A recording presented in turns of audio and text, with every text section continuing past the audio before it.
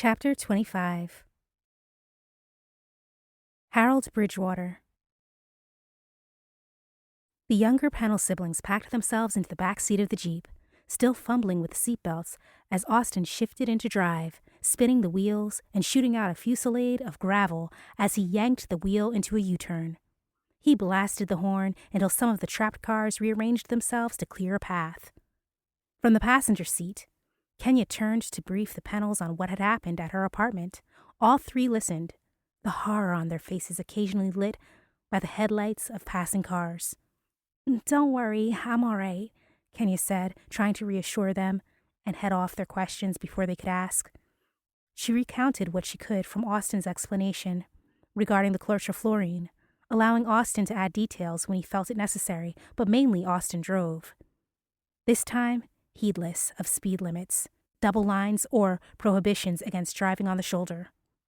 Kenia closed her eyes and braced herself more than once for an impact that did not come. "Don't worry, Austin is an expert driver," Stan said, his voice calm. "The bigger question is what do we do when we get to the Bridgewater place," Shane said. "Are we really certain they are behind this?" "Certain enough," Austin said. Haley said nothing, but hers was a brooding silence, her anger smoldering just beneath the surface. It unnerved Kenia. "You all right, Haley?" "I will be when this is all over," she said. "These things, they're not just over," Austin said, speeding up the road to the ridge on the opposite side of the valley. Private driveways passed on either side. Kenia knew they were in the vicinity of the Bridgewater estate, but how close she was not sure. None of her interviews had taken her to this section of town. "What do you plan to do when you get there, Austin?" Haley asked. Austin downshifted, and they rounded a hairpin turn. He gunned the engine and shifted again. "DWI, GHT it, I guess." "Oh, that's my favorite sort of plan," Shane said, slapping the back of Austin's seat. "Who is Dwight?" Kenia asked. "It's an acronym. Decide when I get the hell there," Stan explained. "It's code for I don't have a plan and I am acting recklessly," Haley said, a maternal note of disapproval creeping into her voice. "You heard Officer Keith," Austin said. "I like to think of this more like improv," Shane said. "Anyone ever tell you, Shane, the world is not a stage?" Haley said, crossing her arms. Anxiety made a pit in Kenia's stomach. "Is this such a good idea?" she asked, a well-illuminated gate coming up fast on their left. "You don't like spontaneity?" Shane said. "I like staying alive. I've already had one close scrape tonight that your brother had to save me from." "It's basic battlefield strategy," Austin said. "Orient, observe, decide, act, repeat. Even if it's the wrong decision, it's better than no decision. Whoever goes through that loop faster tends to win." "This isn't war," Kenia said. "You sure?" Austin said without a smile, before he hit the brakes and skidded into the driveway, the scent of burnt rubber accompanying them. The Jeep's RPMs redlined as Austin climbed the slope of the driveway. "Gate was open. They must have been expecting us," Shane said, craning his head into the front seat for a better view. "No, they're having a party," Haley said. She was right. They emerged from the wooded driveway, and the mansion appeared. At least a wing of it. It was far too large, and they were far too close to take in the entirety of it.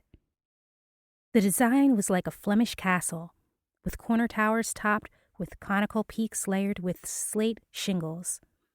The trees of the grounds were evergreens, perhaps to evoke a Scandinavian, alpine feel. Kenia noted horse stables and trailers off a branch of the driveway. Austin drove into a parking lot with a bed of fine, cinder-like gravel.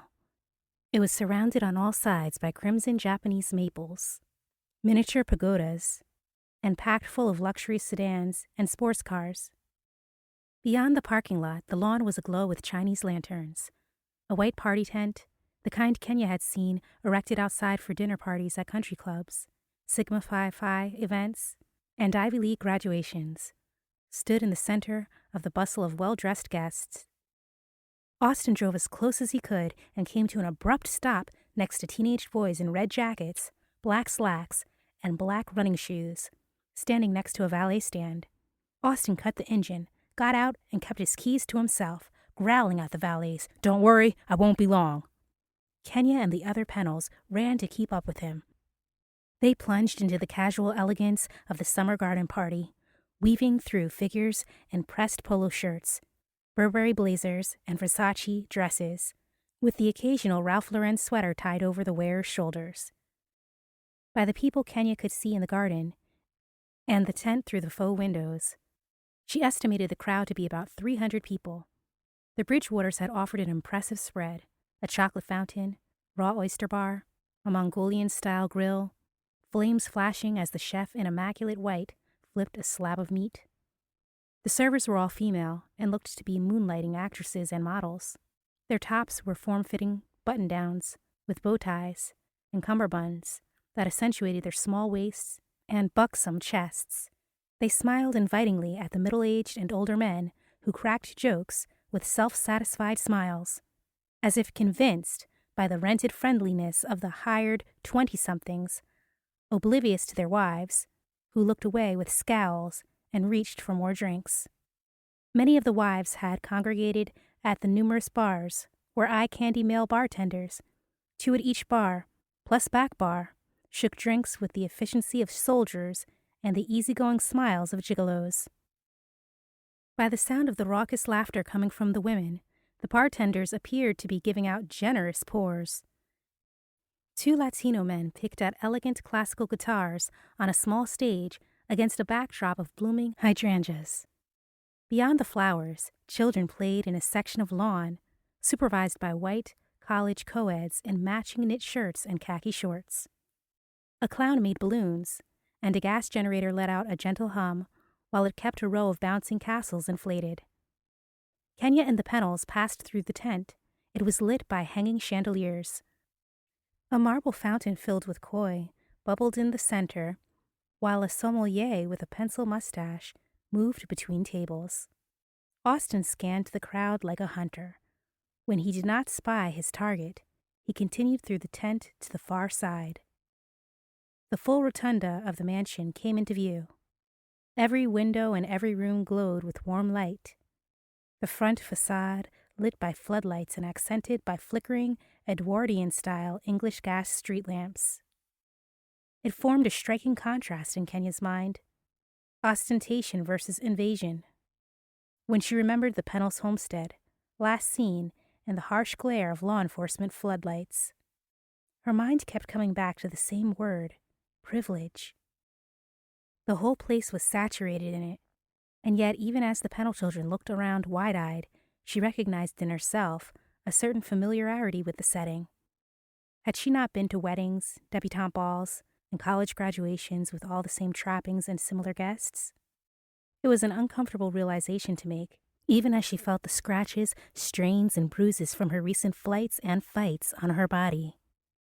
On a quiet terrace of the lawn that smelled of cigar smoke, Austin homed in on his target. By now, he had a great lead on them, and the 4 of them had to run to catch up. As they did, Kenia could not help but notice the tall, athletic men in black shirts wearing leather hip packs and earpieces with coiled wire running down their necks and under their collars. Each had the physique of professional bodybuilders or soldiers. They did not fail to notice Austin's approach, speaking into their wrists and moving to the edges of a table where half a dozen men were seated. The seated men each had an air of distinguished pedigree. They lounged in dinner jackets and wore slacks with creases sharp as knives. Their skin was smooth and unblemished, their nails buffed. Those who folded one ankle up on their knees revealed that they wore loafers without socks. 3 women, ages ranging from 30 to 50, sat with them drinking Cosmos and apple martinis. The men let out a burst of synchronized laughter, a picture of careless, genteel camaraderie and mutual regard. "Harold Bridgewater," Austin called out, a fit tan man in his 50s, his temples flecked with gray, turned, setting down his cigar in an ashtray and picking up a scotch on the rocks. He took a sip, savoring it with an intake of breath, followed by a wide, relaxed smile. Yes, that is me. Are you enjoying yourself? I'm afraid we have not met. I'm Austin Pennell. You know who I am. The other men seated near Harold were regarding Austin with suspicion. Kenia noticed the woman next to Harold, his wife perhaps, her face immobile, her breasts full and set high on her chest, exchange a subtle glance with one of the black-clad men on the periphery. The bodyguard signaled to one of his comrades, and they moved in closer. Austin did not fail to notice, but before he could speak again, Bridgewater stood and offered his hand. You are the war hero, Captain Pennell. If I recall, it's an honor to meet you. Mr. Bridgewater, I'm here to tell you that if you threaten my family or my friends in any way, all sorts of hell will rain down on you and all you hold dear. A pause followed that the swell of music and background conversations could not cover up. The men shifted as the awkwardness grew.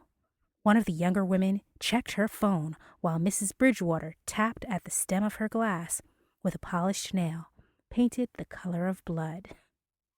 There must be some sort of misunderstanding, Mr. Bridgewater said, with a convincing display of innocence mingled with concern. I'd never do such a thing.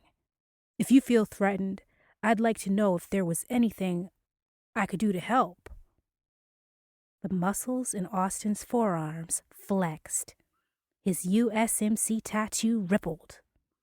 One of the men at the table took a sip of his scotch while another pulled a long drag off his cigar before blowing it in Austin's direction. Austin was unmoved. I'm not playing games, Mr. Bridgewater. Then, quietly as he had intruded, Austin turned and left. Kenia thought it well-timed, for it was abrupt enough that it left Bridgewater without a retort. He was speechless and off balance. He could have tried to reply, but he would have had to raise his voice at Austin's back, calling attention to himself, diminishing himself before his peers.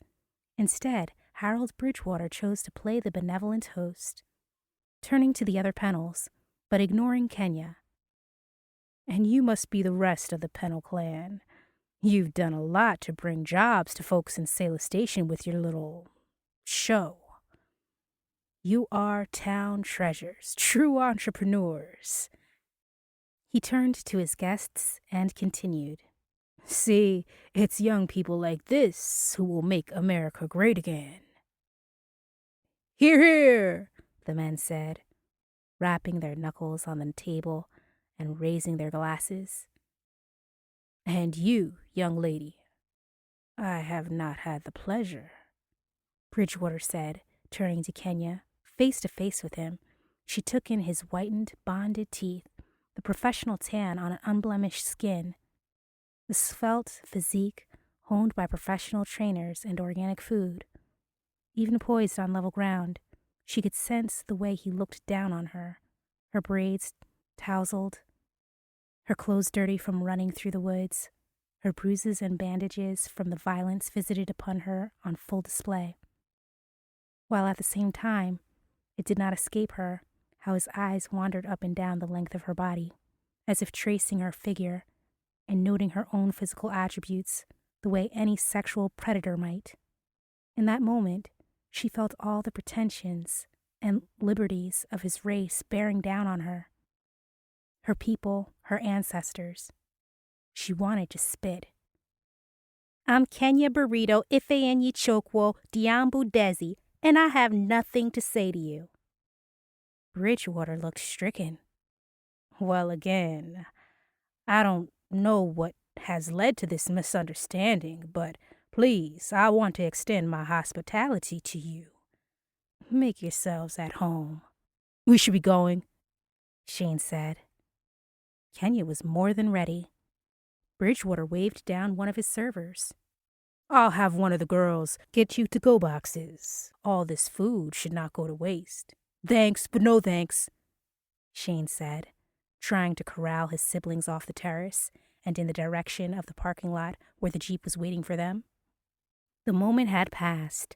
Austin had left at the right time.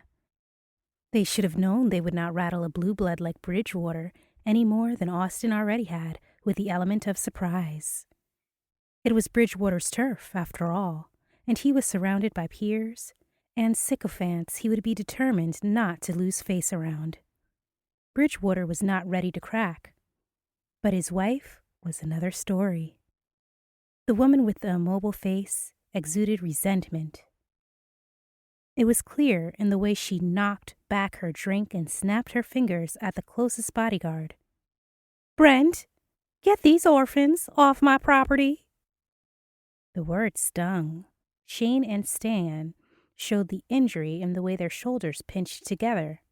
Haley, by contrast, became a small fury, which, in retrospect, Kenya realized she should have expected, for the anger had been building in the young woman at a slow boil all evening.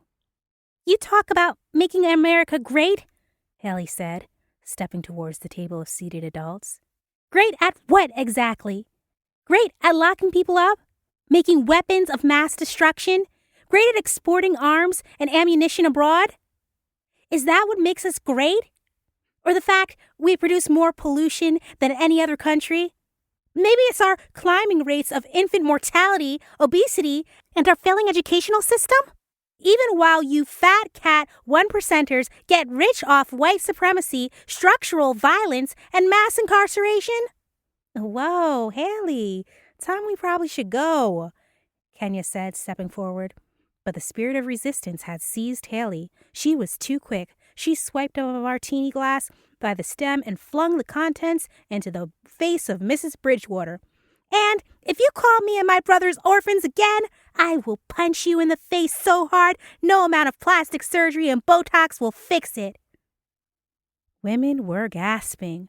The men had stood up from the table, knocking over more glasses, spilling their contents into the laps of the other seated women. Shane and Kenya were of one mind. They picked Haley up by the elbows while she kicked and cursed, knocking over a stand of discarded dishes in the process. The crash attracted more attention, conversations abruptly ending when the partygoers turned to stare. The men in black knit shirts were closing in while Stan blazed a trail through the crowd, calling out, make a path, medical emergency." The stunned onlookers parted willingly, their faces flashing expressions of concern. Kenya kept checking over her shoulder as the men in black followed them out. They seemed content to keep a distance as long as she and the Pennels were on their way out. Kenya had no intention of testing their resolve or finding out what they carried in their hip packs. Austin, as if he had sensed trouble in their delay, had backed the Jeep onto the lawn. Never had the illuminated taillights of a car looked so welcoming to Kenya. Haley stopped resisting and ran the rest of the way.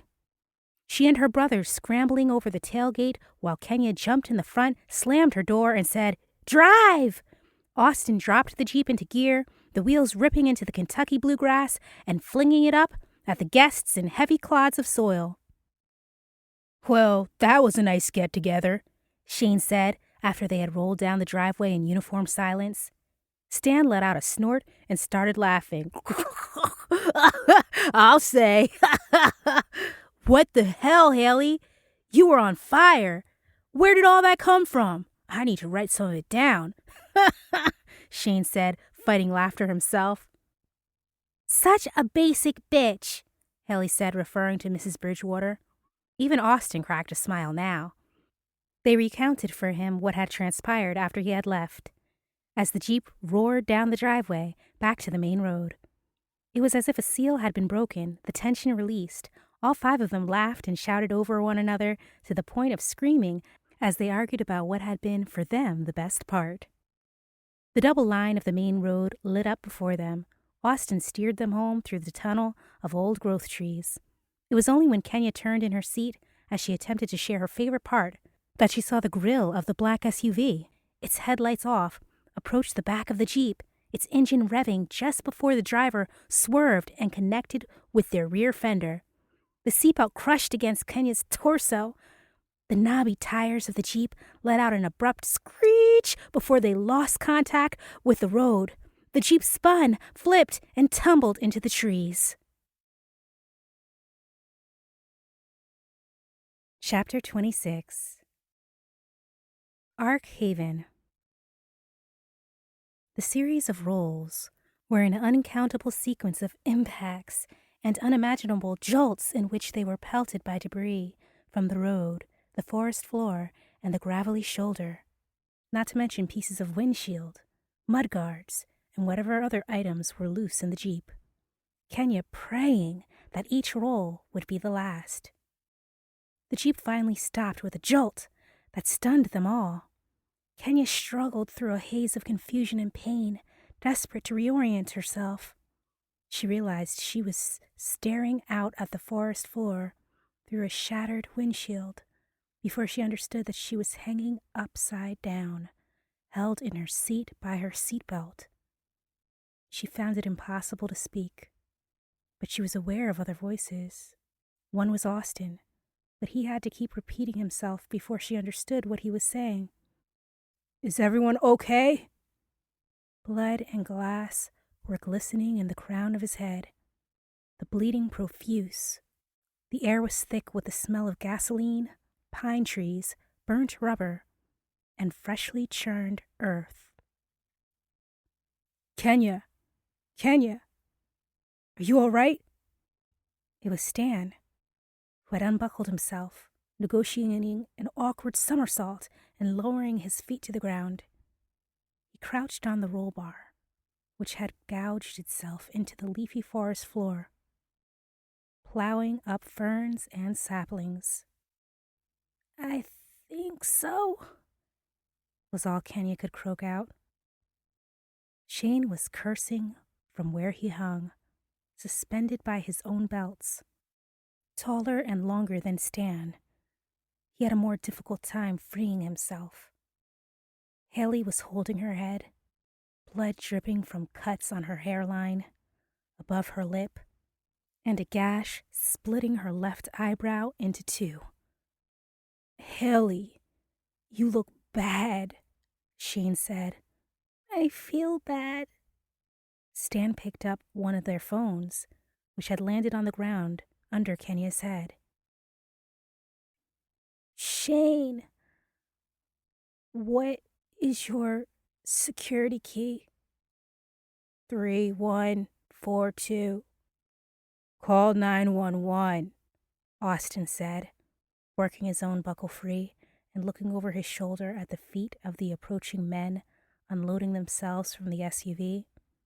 Stan's thumb danced across the screen, but he cursed when he realized there was no reception. Austin climbed out of the Jeep. He gasped and let out a grunt of pain as the men outside seized him, threw him lengthwise along the Jeep, and started to kick and stomp him.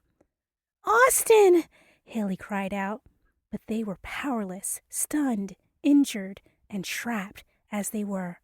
Stan hurried to unbuckle each of them, but even when he had, it was too late. Austin was motionless in a pool of his own blood. "Get out," a voice said. What choice did they have? Kenia went first, followed by Stan and Shane, who helped Haley. All four of them stood with their backs against the wrecked Jeep, prisoners before a firing squad.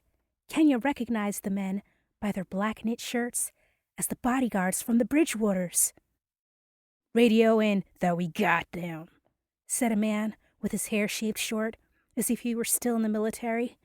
The reply came back in one of their earpieces, the recipient sharing the orders. "Alpha Hotel says to take them to the ice house entrance and put them in a detention cell." "Right. Big one in the first truck, the other four in the second." The bodyguards, mostly indistinguishable from one another in build and brute strength, picked up the lot of them and carried them to the waiting SUVs. The first SUV's fender was dented from where it had collided with Austin's Jeep. They opened the tailgate, spread out a blue tarp to catch his blood, and threw the eldest Pennel down over it. Kenia and the younger Pennels could offer little meaningful resistance as the men rammed them into the back of the second SUV, slamming the door behind them. Haley's pupils were dilated asymmetrically. "Don't fall asleep," Kenia told her. "Shut your fucking mouth," one of the men said, climbing into the back seat. "She has a concussion," Kenia said. The man turned, his head rotating on a small stump of a neck over his beefy shoulders. "So will you in a second." The bodyguards drove them back up the hill they had come down, taking the curves at reckless speeds that made Austin seem like a Sunday driver. Kenia felt no surprise when they turned right back into the Bridgewater driveway. This time they cut left instead of right, moving in convoy away from the mansion and partygoers. The branch of dirt road terminated in a clearing that was thickly wooded on all sides, but still had a tall, chain-link fence and a perimeter where the forest growth had been cleared. An old brick building built partly into the hill waited. It looked to be colonial, by the weathering of the bricks and the rusty iron door. But the debilitated exterior was only a facade. The inside had a floor of freshly poured and polished concrete.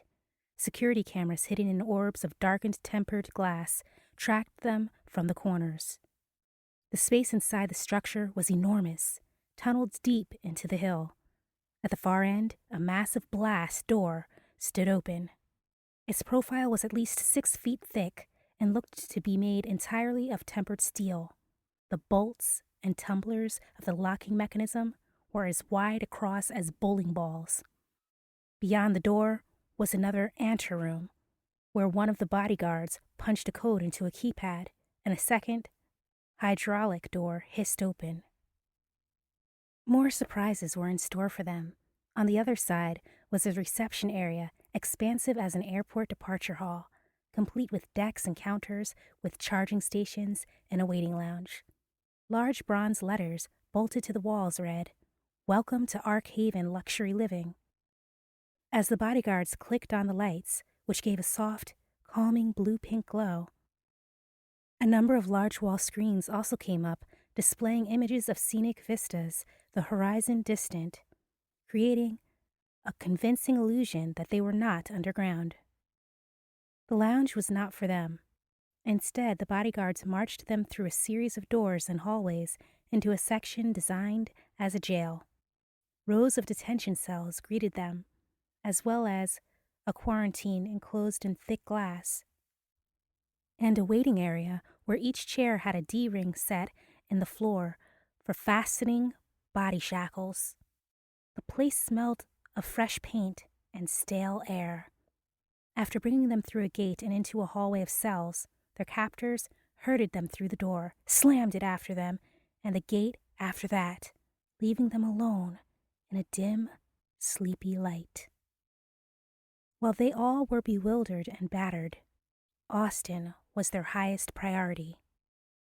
He was breathing but still unconscious. They picked the largest pieces of glass out of his scalp, his brothers tearing off the sleeves of their shirts to use as bandages.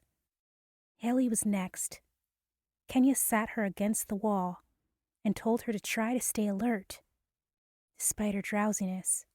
"Just stay with us, all right?" she said. This left her, Shane, and Stan to huddle in the center of the room and try to understand what was happening or where they were. "What is this place?" Kenia said. "Beats me," Shane said. "It's like they're preparing for the apocalypse." "In a way, they are. It's a backup bunker, living for the 1%. It's all the rage among hedge fund managers, .com billionaires, and the like who feel like the U.S. is headed for complete disintegration. It's like buying up real estate in New Zealand, a backup plan for when things fall apart," Stan said. "I read about it in the New Yorker." "So, all those investment bankers who made dough with deregulation cash out and get out," Kenia said. "That's about right. Bridgewater has done a good job keeping this secret," Shane said. Discretion is part of the draw, but we wouldn't know about it anyway. We're not exactly the folks he would advertise to. I don't imagine we are, Kenya said. It was undeniable that their prison was secret and that they were not escaping. Their captors did not bother to turn on the heat either, so they were all forced to huddle for warmth in the corner.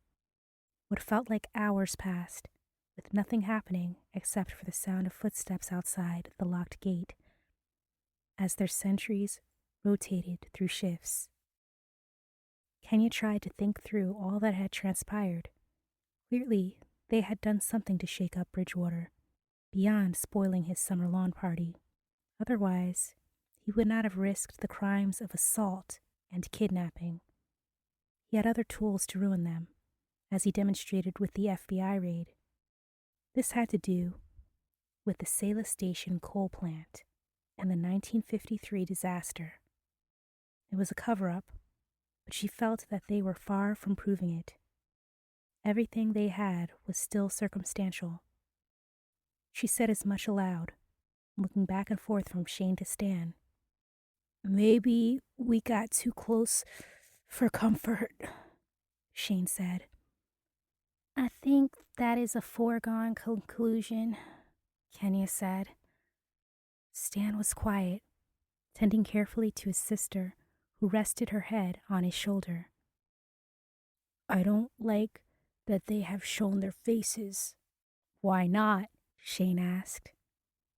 Means they are not worried about being identified, meaning we might not be around to identify them. Don't scare me, Shane said.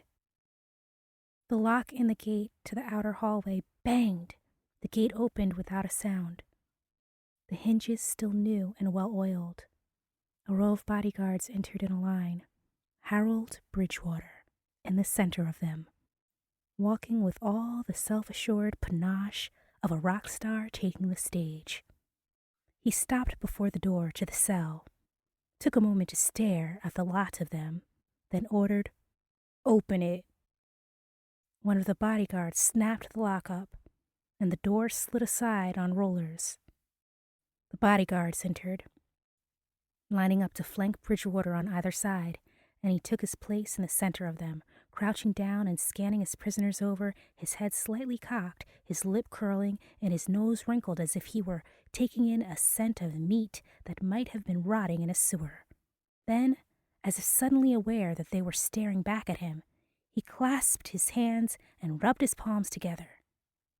So, here we are, he said. The men fanned out to his sides, then remained still and impervious. Even more waited outside. Kenya jumped as one of the nearest to her slipped a telescoped baton from a holder of his belt and snapped it out, extending it to its full length. Not as much to say now, I see, Harold Bridgewater said. Not that it matters. You all are a waste disposal problem at this point. It doesn't have to be this way, but you forced my hand, so to speak. Whatever possessed you to go snooping around the plant? Couldn't leave history alone. He turned to Kenya, pointing a manicured finger her way. Was it you? Did you want to bring back some interracial utopia you thought existed there? Kenya didn't owe him an answer, and knew it was better if she said nothing at all. His words, waste disposal, echoed in her head. He did not wait for a reply from her. Let me tell you something. Even Selah Station was built on betrayal, a lie. Reginald and Leonard loved the same woman, Selah Bran Ch, that legendary negress, he said, drawing out the syllables legendary, with a roll of his eyes towards the ceiling. It was in her interest to lead them both on And if you ask me, I'm certain she did. It's what women do. He chuckled to himself and looked to his men and their nods of consent before continuing. But Reginald couldn't have her. When he realized this, he played along with Reconstruction.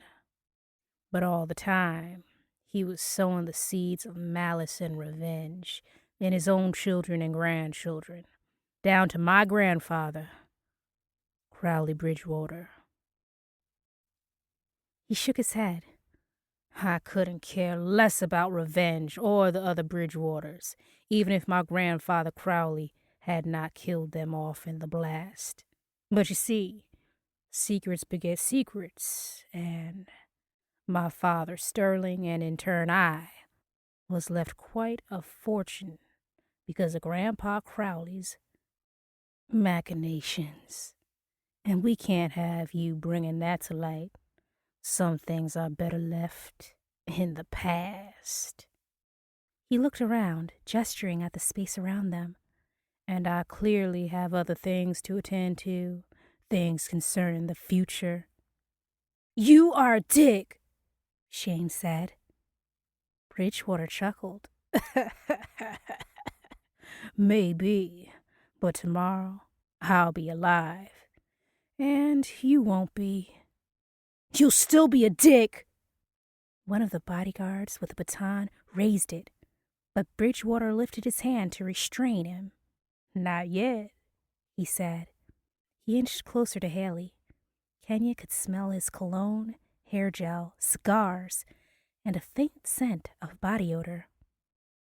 You showed some real feistiness out there, he said to Haley. Too bad we met under these circumstances. He reached out to touch her chin, but Austin let out a cough and interrupted. Don't you touch her! Austin was still prone on the tarp they had carried him in on. His blood congealed in sticky pools. Oh, I see our American hero has awoken, Bridgewater said, his slacks straightening, the creases making a neat, tailored break just at the calf and above his oxblood loafers as he stood. You know, I think you imagine yourself a patriot. All of you likely do, I'm willing to bet. But let me tell you something. We, the people, never included all the people. From the beginning, it was we and not them. Back then, the not them were blacks, the browns, the yellows, women, natives, the poor, whatever. We've seen that we expand over time. But things that expand also can contract. It's natural. And we're in a contraction right now, if you have not noticed. It's not a matter of Republican or Democrat, red state or blue state, or even urban or rural. It's a matter of those who are willing to go with that contraction, to draw a line and say, this is we now, and those who think we can keep the doors opened and continue to add more and more. But the truth is, there isn't enough to go around to keep adding to the we. Some of you just don't get that. But you'll be cold. Society will see to that. It won't be pretty, but that's life. He stopped himself, as if just remembering something. What am I talking about? Y'all won't even make it until then. You have a date with a deep freezer. You are going to freeze us to death? Stan asked. It's slow, but painless. I hear it's peaceful even, like falling asleep. Makes for better clean up when we drop you into the wood chipper and fire your remains out into the river. Keeps the bodily fluids from gumming up the gears. But don't worry, we'll rinse it out with bleach first. Don't want any DNA evidence remaining. Wouldn't want to have to buy off any more federal agents than I already have. Enough of my money already goes to the government in taxes. Ha ha ha! Ha ha ha ha! The bodyguards let out a chorus of laughter that echoed the sycophants that had been seated at the table with Bridgewater at his party above ground. He waved his men out after him, but they left the door open. A fresh cadre of men swept in, 4 for each of them. These men wore aprons, rubber gloves, hairnets, and surgical masks, like butchers or autopsy examiners. These men bound Kenia and the Pennels with zip ties, then lifted them to their shoulders and carried them out of the detention center, back through reception and to a set of elevators where they waited as the doors slid open. These elevators were also new.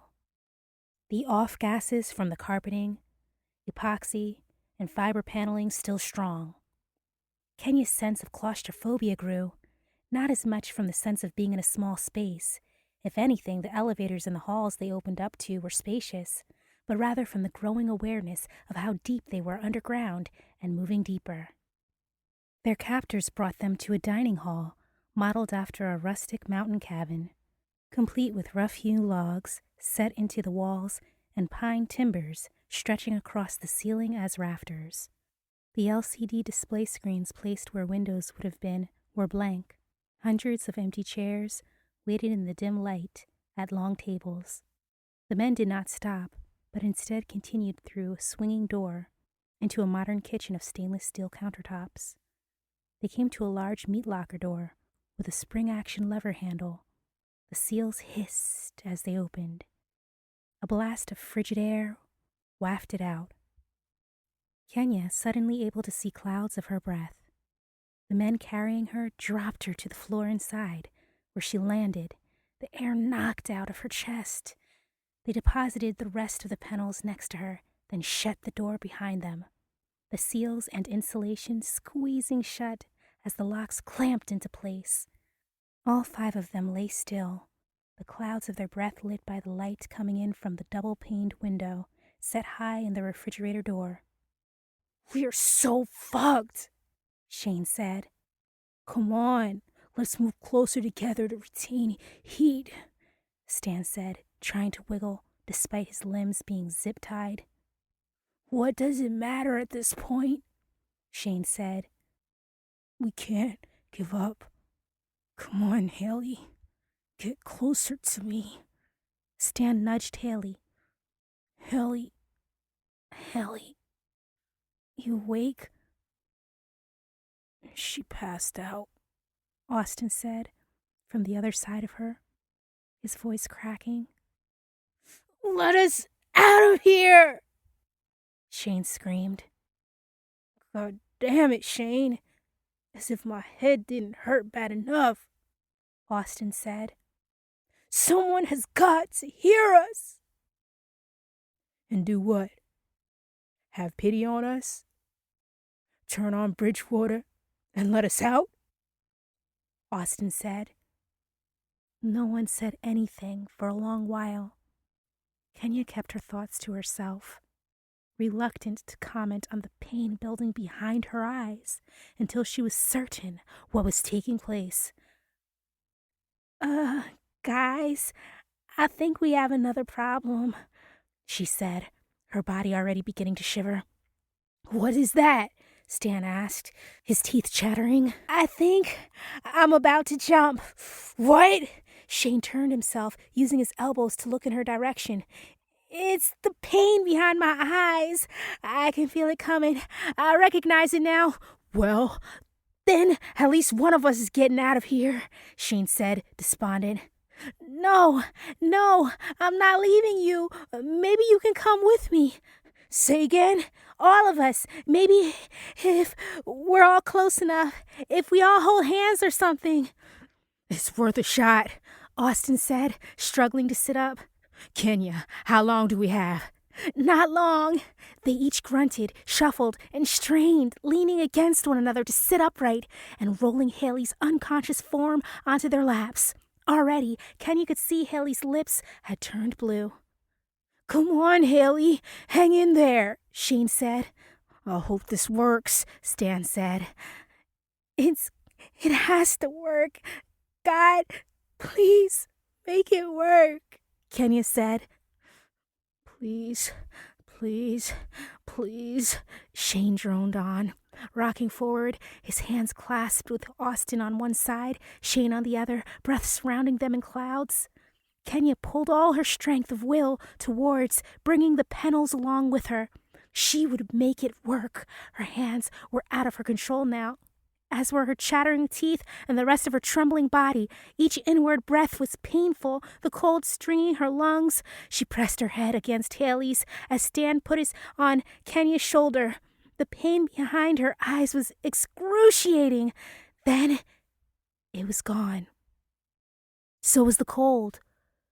Warm, moist air closed in around her, along with the sound of crickets, tree frogs, leaves crunching beneath her, and all the scents of the nighttime forest. The sudden change of temperature and air made Kenya cough.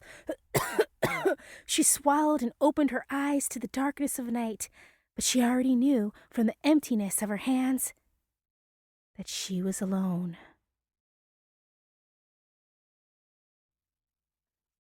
Chapter 27.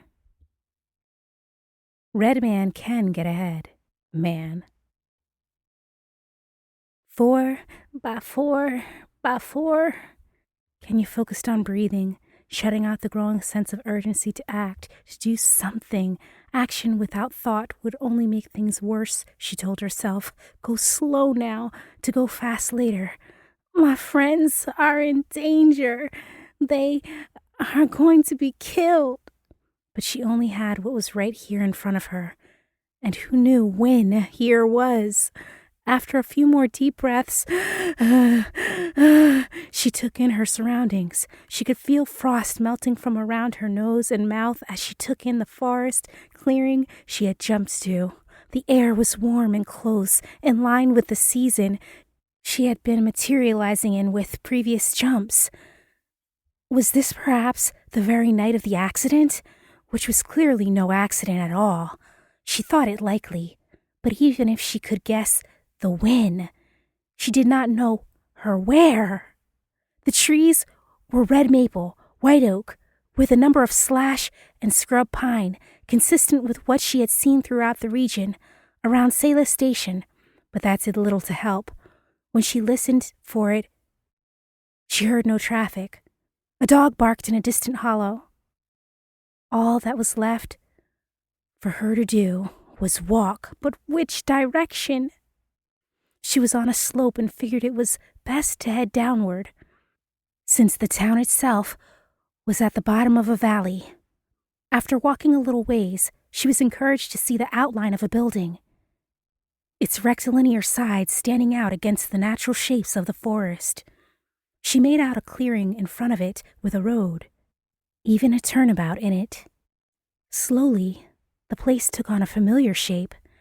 It was the ice house and driveway at the Bridgewater estate. She felt a rush of relief as she knew now with certainty where she was in relationship to the town, and continued down, out of the woods, into the clearing. It was empty of cars or people. She moved to the doors of the ice house and peered through the gap between them. In this era, it was nothing more than an ice house, the extensive renovations not yet constructed. She felt a sick sense of powerlessness, so close to where her friends would be, but so distant in time. She shook and kicked at the doors, for no other purpose than to vent her frustration. They remained locked fast. Focus, Kenya. She would have to help them later. If she had been drawn back to this period, she knew it was for a reason. She had decided that reason centered on the disaster. What else could it have been? But this meant she had to get to Selah Island, and that started with getting off the Bridgewater estate and back to town. She knew traffic was sparse on the main road in the 21st century and bound to be even more so in the 20th, so hitchhiking was likely not an option, but neither was walking. She ran down the road to the main driveway of the estate and decided to turn uphill towards the mansion. The distance was much longer on foot, as opposed to how easily they had covered it in the Jeep. But finally she reached the edge of the acreage and the long swales of grassy, well-manicured lawn. Even in the 1950s, it felt as short and well-tended as a golf course underfoot. The mansion itself was dark, except for a single square of light on the third floor of the southern wing.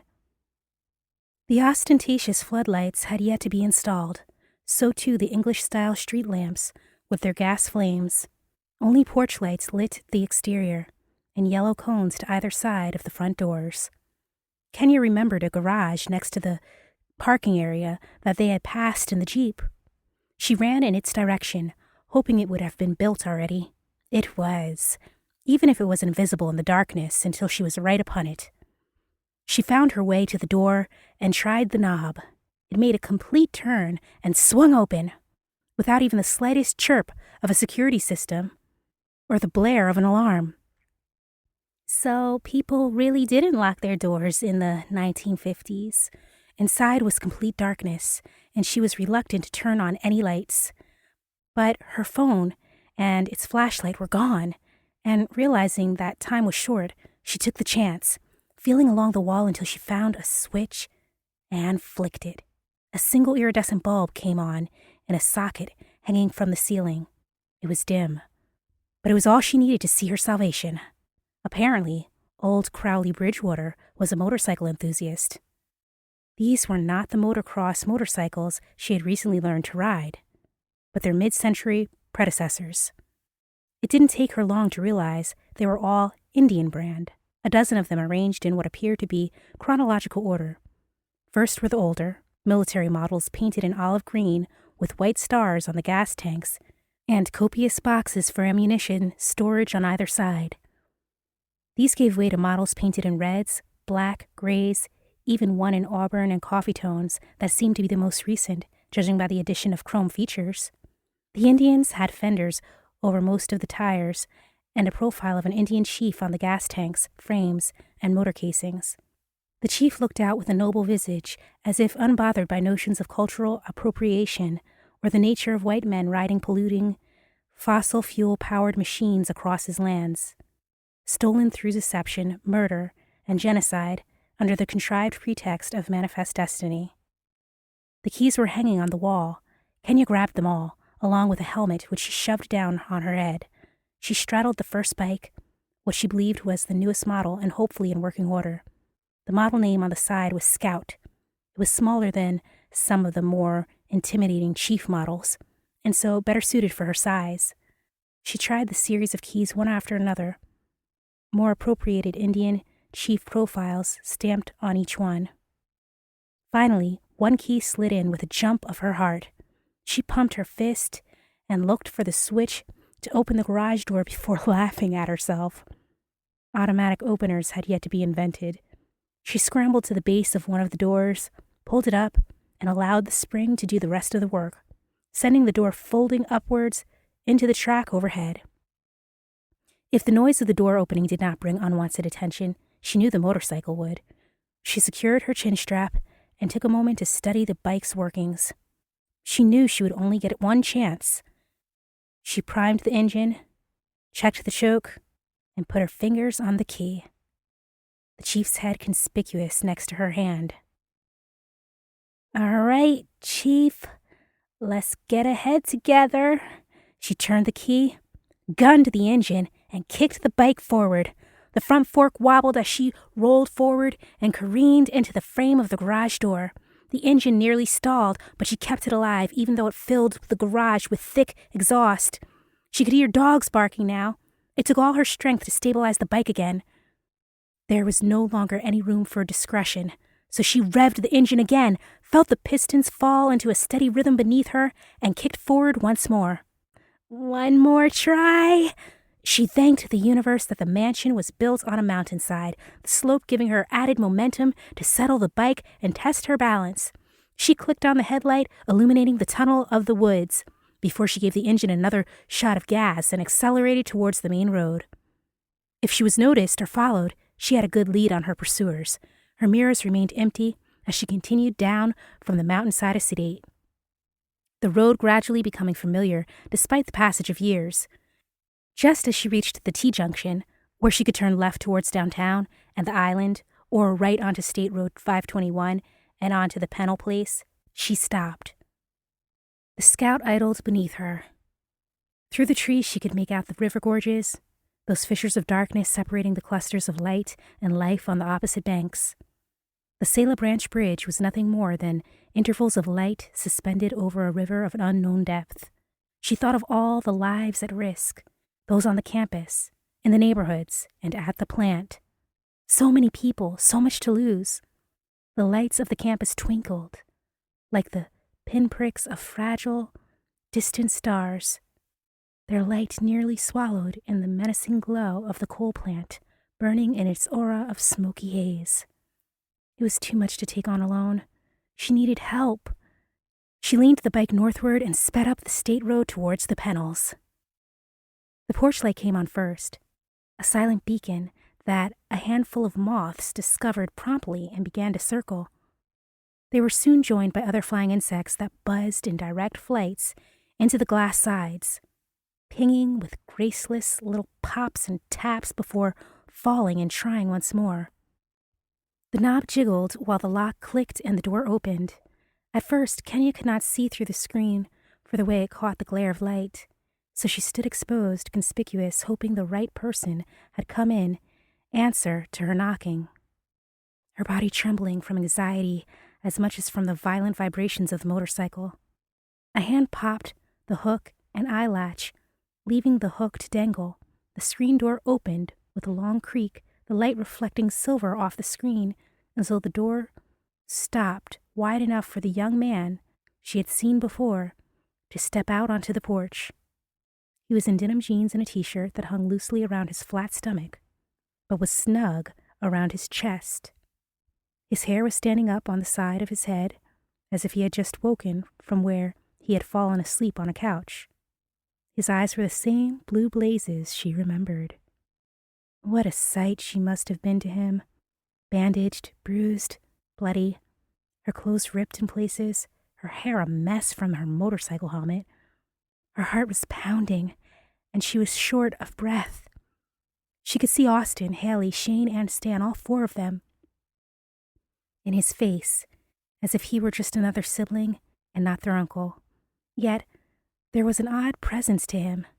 Perhaps it was born out of the surprise of her appearance, or maybe it was the ease and confidence with which he moved within his own space, but it did nothing to overshadow the kindness and compassion in his eyes, for she had no doubt that he saw her, not as black, not as a woman, but as a person. It was a rare, intangible quality she had encountered but rarely, once in a rabbi, once Buddhist monk, and once in a grammar school teacher from Trinidad Tobago. But she knew it when she saw it. Listen, what I'm going to tell you may sound crazy, but you have to believe me. All right, you have my attention. Since the last time I saw you, I think you disappeared right in front of my face. Who are you? My name is Kenia Burrito Desi. You can call me Kenia. Is this a dream? No. You are Mike Pennell, right? Yes. Your family is in danger, and I need your help.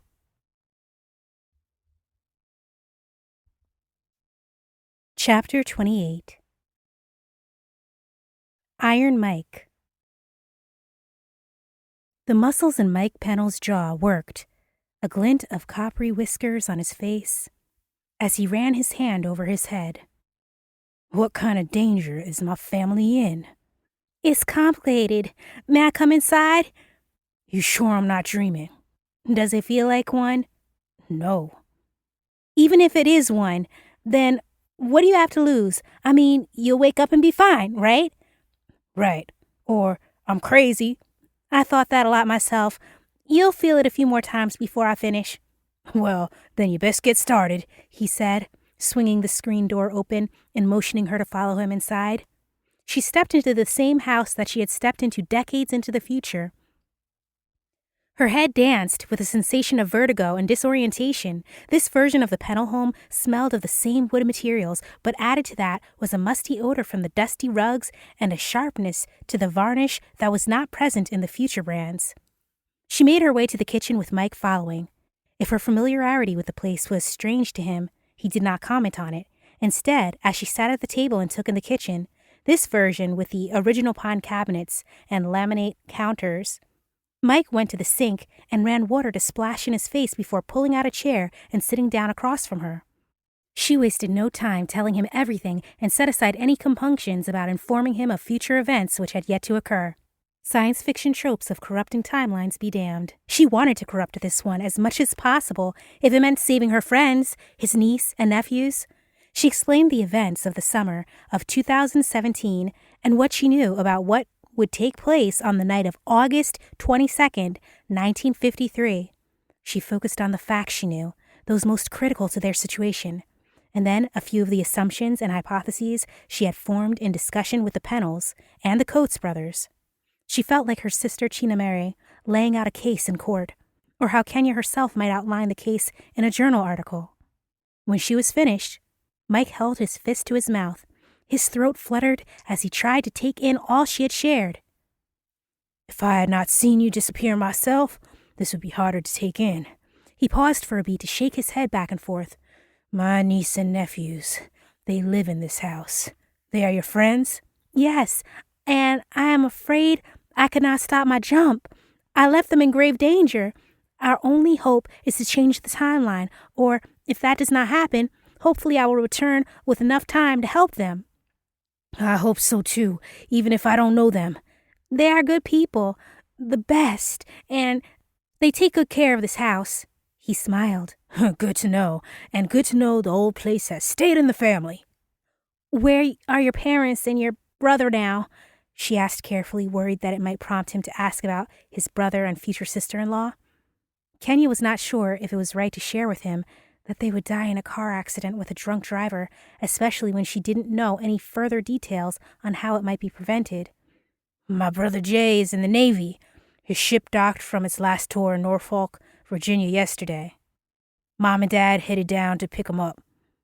First time they've seen him since he came back from Korea. What day is it today? Kenia asked. Mike looked at the clock on the kitchen wall, the pendulum rocking back and forth with steady clicks. It read midnight. It's Saturday, August 22nd, at least for another 15 minutes. So, if what you say is true, we need to move now. Right, follow me, he said, pushing out his chair. Mike's long stride took him across the room into the hallway. He had the body of a man, but still some of the awkwardness of a teenager. His youth gave him an energy that overcame the drowsiness of sleep. Kenia hurried after him as he ran down to the basement, his feet pounding a rapid beat on the wooden cellar steps. The lower level smelled of ashes and fuel oil. A coal-burning furnace was cleaned and closed up for the summer season. Homemade jars of preserves lined the shelves. Mike ran to the northwest corner of the house and knelt next to a wooden chest that he opened to reveal 2 minor helmets with lamps and heavy 1950s-era batteries. He clicked the switches, but the lamps remained dead. No matter. We don't need the lamps to work. We just need to look like miners, he said, setting the helmets aside and pulling out 2 pairs of work boots followed by 2 sets of coveralls. They were stiff and, despite washings, were dark with embedded coal dust. What are these? My grandfather's old mining kit. You saved them? They're sort of family heirlooms. Those old guys, even though the mines were killing them, it was their life, their identity. That work was their purpose, keeping the lights on for the rest of the country, food on the table for their families, and babies warm in the winter. They took it seriously. He touched the cloth as one might an old battlefield flag before handing it over to Kenia. It might be a bit big on you, but we'll need them to move around the plant without attracting too much attention. I like the way you think, she said, pulling the zipper down on the front and slipping the coveralls on over her clothes. Mike did the same. negotiating with much more efficiency than she could with her oversized set. While she rolled up the sleeves and positioned the pant legs to fit over the boots, Mike rounded the corner of the cellar, opening a few more chests and drawers, and returning with a climbing rope strung across his chest and a utility belt around his waist. He buckled a second belt around Kenia and cinched it, helping with the excess fabric. She felt a bit ridiculous as she pulled her braids back and tried to arrange them in a discreet fashion beneath her helmet. Mike looked much more the part than she, but he seemed satisfied as he took a look at her and declared, "That will do." "How will we get past the gate?" she asked, not satisfied with her hair. She bent down to where a row of old shoes had been stored, yanked out the laces, and used them to secure her hair back. "I figure we'll jump the train that comes in around 1:45. "How do you know the schedule?" Mike shrugged. "Whole town knows it. You hear the whistles as it crosses the trellis at night. At least those of us who are light sleepers do." "Sure," she said, remembering the open bedroom windows in this era without widespread AC. "But we need to move. We will have to hop it before it gets to the trellis," he said, moving to the steps. "Can you drive that bike with a passenger behind you?" "I guess we'll find out." The Scout handled differently with the addition of a passenger, but Kenia was able to adjust. Mike caught on that he had to lean with her around the turns, keeping his center of gravity close to hers, and hunker down on the straightaways when she would shift into higher gears and open up the engine. He had to shout over the roar to direct her where to go, leading them through town and eventually into the woods along roads Kenia was not sure she had been on, or if they even still existed. In the future, she was familiar with. These roads were unpaved and went from gravel to nothing, but wheel ruts that shook the frame and caused the fenders of the Scout to shudder. "Fire trails," Mike cried out in her ear. "They are better suited for a Jeep, but you are doing great." Kenia would have thanked him, but she was distracted as a panel from one of the fenders went flying off into the bushes. The effort required to keep the bike upright was too great anyway. Had she tried talking, she likely would have bit her tongue from the clacking of her teeth. She wrestled the Scout for another half-mile until Mike pointed out a break in the trees. Kenia had to downshift and bring the bike to a stop to steer it up and out of a wheel rut and over a small rise adjacent to the fire road. The far side barely even presented a path. The bike skidded through leaves and sprayed up fans of dirt, nearly toppling over, before they came out in a flat space next to the railroad tracks. Over the idling engine, they both heard the unmistakable howl of the train whistle. "That way," Mike said, pointing west. Just before a bend where the tracks disappeared stood a signal tower, the lights burning red in their direction. "Hold tight." Kenia steered the Scout along the railbed.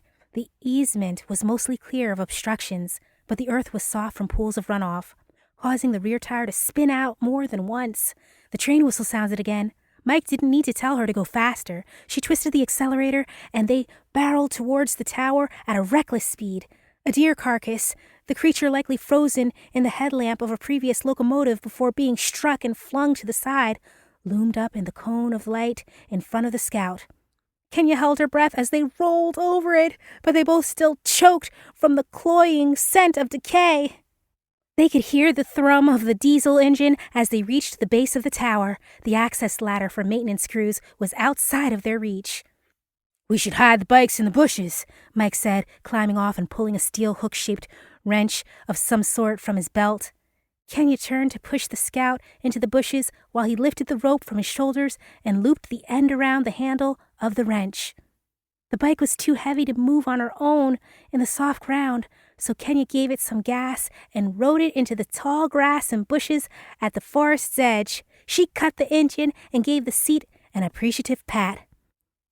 "Thanks, Chief," she said to the profile, now scratched, its shine gone from a patina of mud. "What's that?" Mike asked from the tower base. "Nothing. How can I help?" "Wish me luck," he said, twirling the wrench on the end of the rope. He reminded her of a pitcher winding up for a fastball, his concentration unbroken by the crescendo of sound from the looming locomotive, its headlamp appearing through the trees and reflecting off the river just below them. Mike released the wrench. It whanged against the lowest rung of the access ladder. The sound like a poorly turned drum and fell back to the ground with a thud. Mike recovered the line, made a few adjustments with his feet, spun, and released again. This time the wrench floated right over the last rung, the line arching behind it. Mike wasted no time pulling the slack, hesitating only when the wrench approached the rung and dangled, twisting in a slow circle. He yanked it taut at the right moment, and the hooked end caught on the rung. With another pull, the maintenance ladder clattered down. "Come on, you first," he said. Kenia jumped up, Mike kneeling to unhook, then refasten the wrench so that when he followed Kenia up the ladder to the catwalk, he was able to pull the ladder up back into place, shake the wrench free from the bottom, and wind it back up around his elbow and forearm. The tracks below were lit in bright relief by the approaching locomotive. "Hide yourself behind the signal," Mike said, motioning towards the catwalk that extended over the tracks. On either side were two sets of signal lights in black metal casings about the size of a small refrigerator. Red lights shone in the direction they had come, green in the direction of the train. Kenia crossed the catwalk, her feet banging on the metal grating. She was able to crouch and hide herself behind one, Mike the other. The beam from the headlamp brought day to night, illuminating the tracks with the searing intensity of a sustained lightning flash. Even from 100 feet away, the metal of the tower gleamed. Kenia was grateful Mike had had the foresight to hide them from the engineer's view. While they waited, Mike freed the wrench from the rope and began to fashion a complex new knot around the handrail between the signal cases. She would have asked him what he was doing, but the train whistle sounded. It was deafening, so close. She covered her ears as the cone of light around them narrowed, and the engine itself passed beneath them. The burst of withering heat from the turbines and the haze of exhaust nearly made her faint. It was like standing before a blast furnace. Mike caught her by the shoulder as she wavered. "You all right?" he screamed over the drum of the rail cars, the throbbing of the axles, and the clump, click, clack, click of the wheels over the track joints. She nodded, taking a gulp of the fresh air that swept past in the locomotive's wake. The outer layer of her clothes was hot to the touch, her skin flushed and sweating. Yeah, she said, although she had to steady herself with the handrail as she got to her feet. 4 by 4 by 4. Mike wiped his own brow. He secured the knot and lowered the rope down to dangle just above the passing cars. The rail cars were uniform, as far as the eye could see, each one a coal car. The beds empty as the train was headed to the plant to be filled. Each had its own wheel brake at the end, above the couplers. The first few to pass struck the end of the rope, whipping it wildly, one after another. Mike adjusted the length so that it hung just above them. At the same time, he kept looking down the tracks for sign of the caboose. "You first. Watch the wheel brakes." Kenia had not considered just how dangerous the stunt was going to be. The train was indeed moving too fast to come alongside to jump on or climb aboard. So fast, in fact, that the window to drop into the bed of the coal cars was breathlessly short. 1,000 last-second outs log-jammed in her head. "Will this knot hold?" "My brother is a sailor. He taught me a thing or two about knots. But we got to move before the caboose comes." Kenia nodded. She swung herself over the railing, testing her grip on the rope and the placement of her feet on either side. She tried to tell herself it was no different than the climbing wall at the school gym. The wheels of the rail cars that would cut her into two, notwithstanding. She lifted her feet and put her trust into the rope and the knot. They held. Her arms burned, and she tried to give them some relief by slipping her legs around the line. She lowered herself hand over hand, watching the beds thunder past, a series of rusty bottoms punctuated by a gap where the couplings clanked together with all the weight and force of ocean freighters, completely indifferent to her soft, fleshy body. The picture of the shattered deer corpse flashed into her mind. "Kenia, the caboose!" She chanced to look towards the rear of the train. 2 red lights were approaching. She loosened her grip, sliding down, the skin of her palms burning with the friction. She stopped just at the end, her feet running in air, as a wheel brake passed just beneath her, then another and another. When she thought she had the rhythm down, she let go.